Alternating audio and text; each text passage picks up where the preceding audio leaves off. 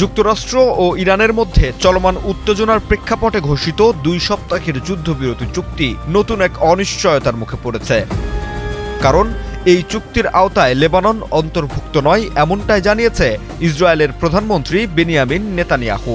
বিশ্লেষকরা বলছেন, এই অবস্থান পুরো শান্তি প্রক্রিয়াকেই জটিল করে তুলতে পারে।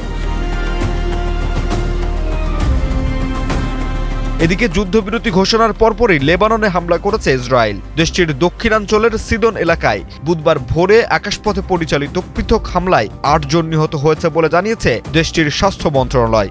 এ ঘটনায় আহত হয়েছেন আরও 22 জন।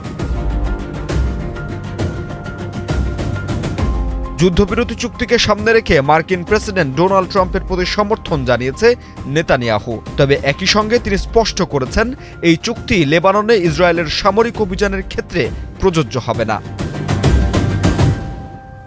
নেতানিয়াহু জানিয়েছেন, ইরান যাতে ভবিষ্যতে আর কখনো ক্ষেপণাস্ত্র কিংবা পারমাণবিক হুমকি হয়ে না উঠতে পারে, সে লক্ষ্যেই দীর্ঘমেয়াদী নিরাপত্তা পদক্ষেপে যুক্তরাষ্ট্রের পাশে থাকবে ইসরায়েল।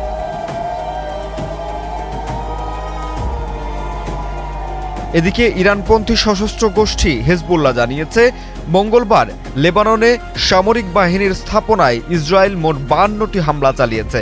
এদিকে লেবাননের দক্ষিণাঞ্চলের তাইর শহরে বাসিন্দাদের অবিলম্বে শহরটি খালি করে দেওয়ার নির্দেশ দিয়েছে ইসরায়েলি বাহিনী। বিশেষজ্ঞদের মতে, ইরানের সঙ্গে সংঘাত যতটা গুরুত্বপূর্ণ, ইসরায়েলের কাছে লেবানন ইস্যুটি ঠিক ততটা কিংবা তার চেয়েও বেশি গুরুত্ব বহন করছে। ফলে যুদ্ধবিরতির মাঝেও নতুন করে উত্তেজনা ছড়িয়ে পড়ার আশঙ্কা উড়িয়ে দেওয়া যাচ্ছে না। জাহিদ হাসান সাব্বির, বাংলা নিউজ 24।